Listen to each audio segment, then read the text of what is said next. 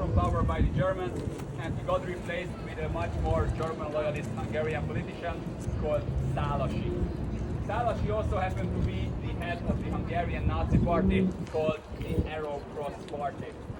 Szálasi and the Arrow Cross Party were only in power for a few months, yet during these few months they managed to do unspeakable damages to Hungary, Budapest, its population, and of course in particular its Jewish population.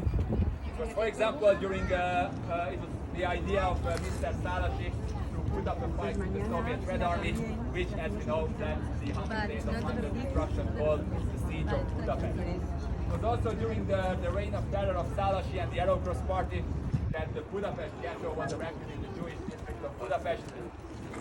The entire area of the ghetto was less than 0.3 square kilometers. So practically it was a few blocks that we're talking about. Yet more than 70,000 Jews were crammed inside this tiny area. At the same time the siege of Budapest was taking place. It was one of the coldest winters of the entire century. They had no heating, they had no food, and they had barely any water. So you can imagine the conditions. Just in the 6 weeks while the ghetto was standing, more than 3,000 Jews died within the walls of the ghetto.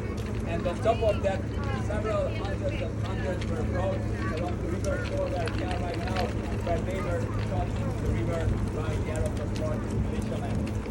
Before the Jews were killed by the firing squads of the Arrow Cross Party, they were ordered to remove their shoes. Why is that? It's for a very practical reason. As you can imagine, a shoe during a siege, during a very cold winter, and that can be extremely valuable. So that's why the Jews had to remove them first before they were killed. And that's the reason why on the 60th anniversary of the liberation of the Budapest ghetto, 60 pairs of shoes were erected to commemorate the victims of the Arrow Cross Party's reign of terror. We're going to move on to our next